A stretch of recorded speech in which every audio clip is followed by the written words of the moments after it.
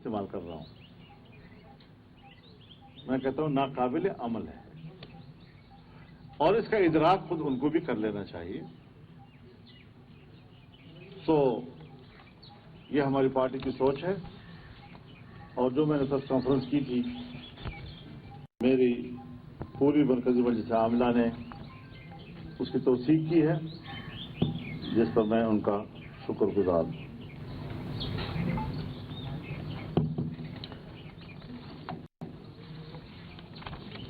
دوسری بات جس پر ہماری جماعت نے اس کا نوٹس لیا ہے، وہ ہے مردم شماری کا مسئلہ۔ مردم شماری کے حوالے سے اس کے طریقہ کار اور مردم شماری کی جو کمپین چلی ہے، اس پر عدم اعتماد کیا جا رہا ہے۔ کراچی میں بھی، حیدرآباد میں بھی اس پر عدم اعتماد ہو رہا ہے، اندرون سندھ بھی اس پر عدم اعتماد ہو رہا ہے، خود بلوچستان میں کوئٹہ شہر کے حوالے سے اس پر عدم اعتماد کیا گیا ہے۔ تمام سیاسی جماعتوں نے خیبر پختونخوا میں فاٹا کے اندر اس پر عدم اعتماد کیا گیا ہے، اور اس طرح کی طریقہ کار کے ساتھ مردم شماری جو ہے وہ مجموعی طور پر بھی پاکستان میں 5 سال کے بعد ہماری آبادی کم ہو گئی۔ ایک ایسا ملک ہے کہ جہاں آبادیاں بڑھنی چاہیے وہاں آبادی ہماری کم ہو رہی ہے۔ اسی حوالے سے ووٹر لسٹیں بننی ہیں، اسی حوالے سے نئی حلقہ بندیاں ہونی ہیں، جس پر کل لوگوں کو اعتماد نہیں ہوگا، اور جیسے جبر کی بنیاد پر آپ ان سے ایک الیکشن کروائیں گے۔ لہذا جمعیت علماء اسلام نے اپنی حکومت سے یہ کہا ہے کہ یہ جو ڈیجیٹل سسٹم کے تحت مردم شماری کی گئی ہے، عام آدمی دیہاتوں میں، دور دراز کے علاقوں میں ڈیجیٹل کو نہیں جانتے تھے، اور جس طرح پچھلا الیکشن ایک مشین کے ذریعے کرایا گیا اور جس کا نتیجہ دھاندلی کی صورت میں آیا، اور جس نے پاکستان کے اندر سیاسی عدم استحکام پیدا کیا، آج مردم شماری کو اگر آپ اس طریقے سے ڈیجیٹل سسٹم کے تحت عام آدمی کو جو بیچارہ ان پڑھ ہے، اس کو اس کا علم ہی نہیں ہے، اور آپ اسے کہہ رہے ہیں کہ جی آپ گھر میں پرچے تقسیم ہوتی ہے اور آپ خود جو ہے وہ بھریں اس کو، یہ تو طریقہ ٹھیک نہیں ہے۔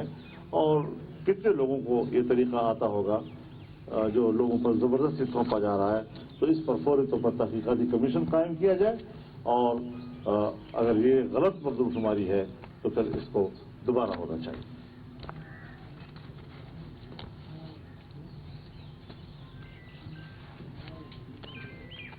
مرکزی مجلس عاملہ نے اس بات کا بھی نوٹس لیا ہے کہ انتخابی اصلاحات کے حوالے سے جو کمیٹی پارلیمنٹ میں بنی تھی، اس نے اپنا کام مکمل کر لیا ہے، اپنی سفارشات مکمل کی ہیں، تو پھر کیوں اب تک اس پر قانون سازی نہیں ہو سکی ہے؟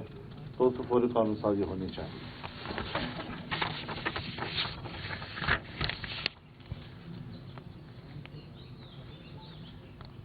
اجلاس نے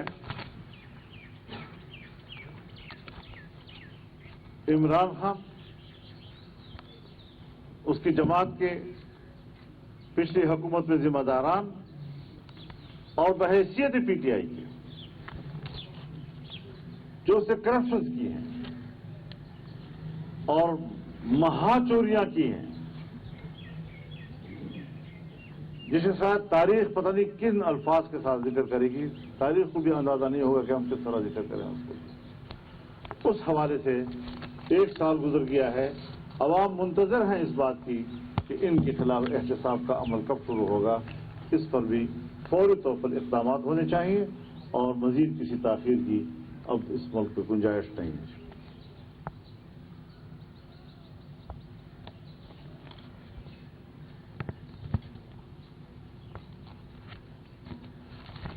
جماعت نے اس بات پر بھی ہمیں کہا ہے کہ ملک کے اندر عوامی رابطہ مہم شروع کیا جائے۔ انشاءاللہ ہم ان کے اس فیصلے پر عمل درآمد کریں گے۔ اس کی ترتیب، اس کا طریقہ کار کیا ہونا چاہیے، کنونشن کہاں ہونے چاہیے، عام جلسے کہاں ہونے چاہیے، اس پر ہم شیڈول دیں گے انشاءاللہ اور عوام کے ساتھ براہ راست جا کر ہم بات کریں گے. ساری صورتحال ہمارے ملک کی ہے، مشکلات ہیں، ان مشکلات کو کیسے دور کیا جا سکتا ہے، ان مشکلات کا ذمہ دار کون ہے، دلدل میں کس نے پھنسایا ہے، ہماری ملک کی معیشت کو IMF کے حوالے کس نے کیا ہے، قیمتوں پر کنٹرول ہمارے ہاتھ سے کیوں نکلا اور قیمتوں پر کنٹرول IMF کو کیوں حاصل ہوا جو آج ہمارے کنٹرول میں نہیں آ رہا اور عوام اپنی حکومت سے شکایت کر رہے ہیں. روپے کو اوپر نیچے جانا وہ اسٹیٹ بینک کے کو آپ نے IMF کے حوالے کر دیا، اس پر اپنا اختیار ہی ختم ہو گیا ہے. تو یہ ساری چیزیں وہ ہیں کہ جس کے حوالے سے ہم نے پبلک کو بھی بتانا ہے، عوام میں بھی جانا ہے اور ساتھ ساتھ مفتی عبدالشکور صاحب جو ہمارے وفاقی وزیر مذہبی امور تھے، ان کی شہادت پر انتہائی افسوس اور تشویش کا اظہار کیا گیا. ان کے لیے دعائے مغفرت کی گئی، ان کے تمام لواحقین کے ساتھ ہمدردی کا اظہار کیا گیا اور ان کے تمام جو اس وقت تک خدمات تھے، چاہے وہ جماعت کے لیے تھے، چاہے وہ حکومت کے اندر اپنے حج پالیسی کے حوالے سے اور مذہبی معاملات کے حوالے سے تھے، ان سب کو خراج عقیدت پیش کیا گیا. اللہ تعالیٰ ان کے درجات کو بلند فرمائے اور ان کو مقام شہادت پر فائز فرمائے. بس وآخر دعوانا الحمدللہ. وزیر اعظم نے ابھی قومی اسمبلی میں خطاب کرتے ہوئے یہ کہا ہے کہ 25 جولائی 2018 کو جو انتخابی دھاندلی ہوئی تھی اور بڑے پیمانے پر دھاندلی ہوئی تھی، اس کی نہ صرف تحقیقات کی جائیں بلکہ چوروں کو بھی پکڑا جائے. اب میرا آپ سے سوال یہ ہے کہ وزیر اعظم صاحب یہ کہہ رہے ہیں کہ تحقیقات، وزیر اعظم کو تو تحقیقات کا حکم دینا چاہیے، پہلا کوشچن یہ. اور دوسرا، کیا واقعی آپ اصل چوروں کو پکڑ سکیں گے 25 جولائی 2018 کے؟ میرے خیال میں ان کی جو بات ہے وہ جو آج ہم جس چیز پہ غور کر رہے ہیں یہ تقریباً ایسا ہے کہ جیسے انہوں نے اس ذہن کو اپنا لیا ہے اور 2018 کو دھاندلی ہوئی ہے اور بہت بڑی دھاندلی ہوئی ہے، ننگی دھاندلی ہوئی ہے. یقیناً ان کے ذمہ داران کے خلاف کارروائی ہونی چاہیے اور جس کا تعلق جس ادارے کے ساتھ ہے ہم اس ادارے کو بھی کہنا چاہتے ہیں کہ آپ اپنے ادارے کے قوانین کے تحت ان کے خلاف کارروائی کریں. اس کے بغیر معاملات نہیں چلتے. لیکن ساتھ ساتھ 180 اراکین کی ان پر اعتماد پر میں وزیر اعظم کو مبارکباد پیش کرتا ہوں. صاحب نے کہا ہے کہ سیاستدانوں کو سیاسی مسائل کا حل خود مل کر بیٹھ کر نکالنا چاہیے. چیئرمین سینٹ صاحب نے بھی کوشش کیا، سمجھتے ہیں PTI کے ساتھ بیٹھ کر مسائل کا حل نکل پائے گا؟ دیکھیے، میں تو نہیں سمجھتا کہ کوئی ان کے ساتھ بات کر کے سیاسی انہوں نے تو ابھی ابتدا میں جو بیانات دیے ہیں پہلے سے ہی انہوں نے کہہ دیا کہ مذاکرات ناکام ہوں گے. تو عدالت کو بھی ہم یہ کہنا چاہتے ہیں کہ آپ نے شاید ابھی تک ان کو نہیں پہچانا، ہم نے 12 سال پہلے پہچانا ہے. آپ کی جانب سے جو مذہبی طبقہ ہے ان جانب سے لاؤڈ اسپیکر کے بارے میں کہا گیا کہ یہ کافر ہے، اس کے بعد TV کے خلاف باتیں ہوئی. آج آپ ڈیجیٹل مردم شماری کو بھی نہیں مان رہے، کیا یہ وقت کی اہم ضرورت نہیں ہے؟ اس سے کوئی تعلق نہیں. دوسرا سوال یہ ہے میرا، نہ ہم نے یہ کہا ہے آج تک کہ لاؤڈ اسپیکر پر نماز نہیں ہوتی. مذہبی طرف میں بات نہیں کر رہا، میں اپنی بات کر رہا ہوں، اپنی جماعت کی بات کر رہا ہوں. ایسے غلط چیزوں کے ساتھ اپنے سوال کو نہ جوڑا کریں. یہ غلط طریقہ. آج کی ثقافت کے بعد کئی تاثر سمجھ سکتے ہیں کہ جو PDM یا جو اتحاد تھا اس پہ دراڑیں پڑ گئی. میرے خیال میں ہم نے ثابت کیا ہے کہ حکومتی اتحاد متحد ہے، یکجا ہے، کیونکہ امتحان ہر طرف سے ہے. جزیات پر اختلافات ہو سکتے ہیں اور وہ اختلافات پہلے بھی ہوتے رہے ہیں، لیکن ہم ملک اور بڑے مقاصد کو بھی جانتے ہیں، اس کا پورا ادراک رکھتے ہیں اور اس کے لیے آج جو حکومت موجود ہے یہی وہ قومی حکومت ہے جس کے لیے کہا جاتا ہے کہ تمام پارٹیاں مل کر اس ملک کو چلائیں. سو وہ مقصد آج حاصل ہے. باری باری ایک ہی جگہ سے بات ہو رہی ہے، وہ بھی ویسے آپ ایک ہی کر لیں گے. آپ نے 2018 میں دھاندلی کی بات کی تو اسی دھاندلی کے نتیجے میں یہ اسمبلی وجود میں آئی اور آج اسی اسمبلی کے وزیر اعظم میاں شہباز شریف صاحب ہیں. تو آپ نہیں سمجھتے کہ وہ پھر یہ ہوتا؟ میرے خیال میں جو PTI کے حضرات وہاں سے ان سے بغاوت کر کے آئے ہیں وہ اپوزیشن میں بیٹھے ہوئے ہیں، ان کو کوئی ووٹ ہم نے نہیں دیا. اگرچہ آپ حکومت اور PTI مذاکرات کا حصہ تو نہیں ہے، لیکن اگر ان مذاکرات کے نتیجے میں کوئی آؤٹ کم سامنے آتا ہے کہ آپ فون کریں گے؟ تو ہم نے یہ کہا ہے وزیر اعظم صاحب کو، تحریری طور پر کہا ہے کہ آپ جو سینٹ کے اندر کمیٹی روم میں بات چیت کر رہے ہیں اس کے نتیجے آنے تک ہم اپنے رائے محفوظ رکھیں گے.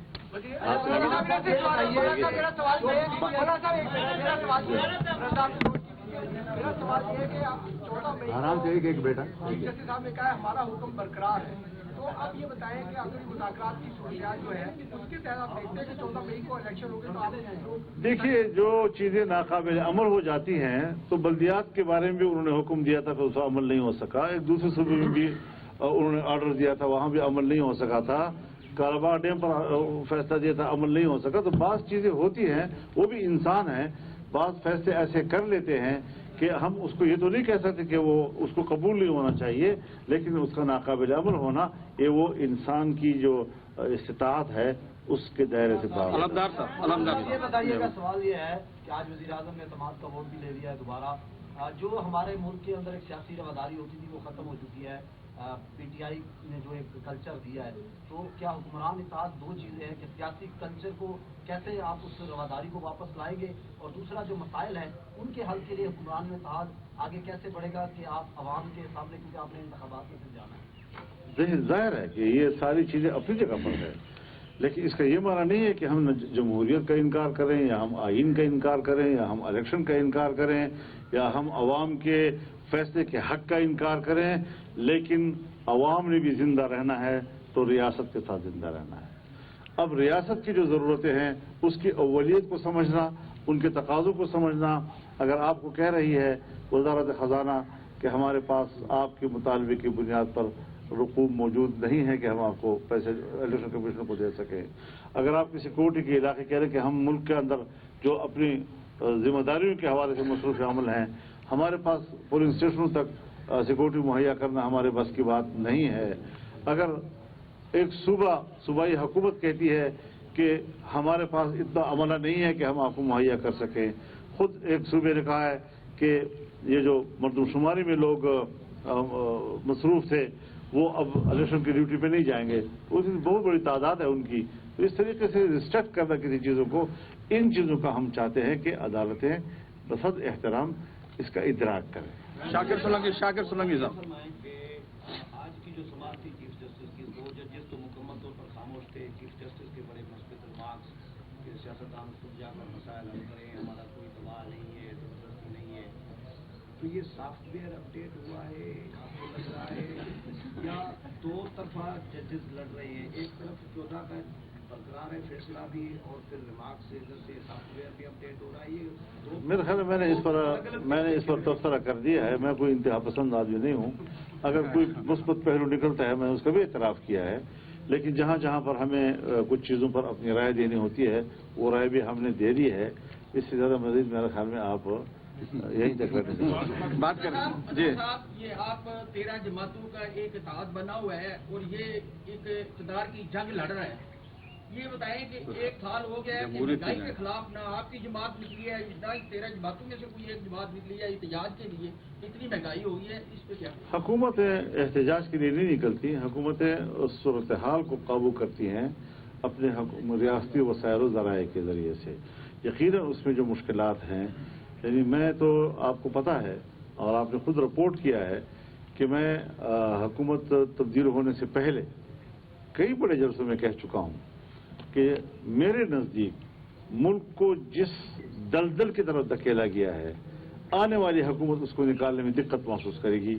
میں نہیں سمجھتا کہ ہم کیسے نکلیں گے اس سے جی، لیکن ہمارے کچھ بزرگ کہتے تھے کہ ہم 6 مہینے میں ٹھیک کر لیں گے، 8 مہینے میں ٹھیک کر لیں گے. آج وہ ہمارا تجزیہ صحیح ثابت ہو رہا ہے نا کہ ہم نے جو اس حوالے سے تجزیہ دیا تھا کہ یہ مشکل ہوگا، تو ہمارا تجزیہ صحیح ہے. ان گزشتہ 3-4 سالوں میں سیاسی عدم استحکام آیا، معاشی عدم استحکام آیا، آپ کے ملک کے دفاعی نظام کو تقسیم کرنے کی سازش ہوئی. تو یہ ساری چیزیں جو ہیں اس حکومت میں ریاست کے خلاف ہوئی ہیں اور انشاءاللہ قابو پانے کی کوششیں کی جا رہی ہیں. اگر ایک طرف سے مہنگائی ہے تو دوسری طرف سے کچھ سہولتیں دی جا رہی ہیں، ترقیاتی کام شروع کیے جا رہے ہیں تاکہ لوگوں کو ملازمتیں ملیں، کام کرنے کے مواقع ملے، روزگار کے مواقع مہیا ہو سکیں. تو اس طرف پہلو پر بھی تو کام ہو رہا ہے ملک بھر میں، اور ہر طرف جو ہے اس کے متبادل جو ہے وہ تلاش کیے جا رہے ہیں. آخری سوال بس.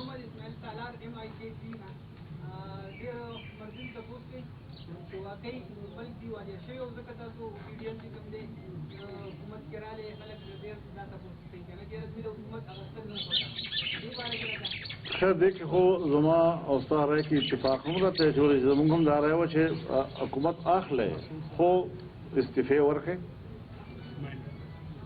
سندھ اسمبلی ماته کوي بلوچستان اسمبلی ماته کوي او بیا هغې نه بعد فرش الیکشن دپاره به حالات تحریک په بنیاد باندې جوړو سړکونه به د خلکو نه ډکي او موږ ډک کړل موږ پی ټي آی نه یو چې لانګ مارچ په فر لانګ مارچ سره او خلکو سره نه ووتل جیل برو او بیا هېڅوک نه وځي موږ سره خلک وو او مضبوط خلک را سره دي او اوس هم هغه قوت موږ سره انشاءالله العزیز لیکن دا و چې نورو ملګرو هغه خو خبر نه موږ هغې پسې لاړو دي لیکن نن نتایج چې کوم دي هغه زمونږ د فلسفې مطابق مخې ته را روان دي او انشاءالله هغې مطابق مولانا صاحب ایک معصوم سا سوال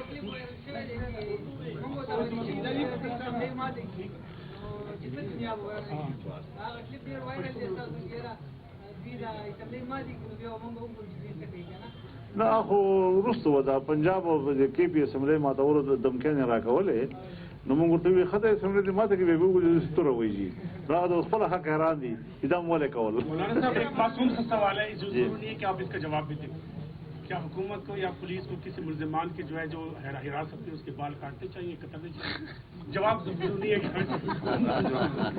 اس کا سوال تو میں آپ سے کروں گا کیونکہ آپ کے شہر سے متعلق بہت شکریہ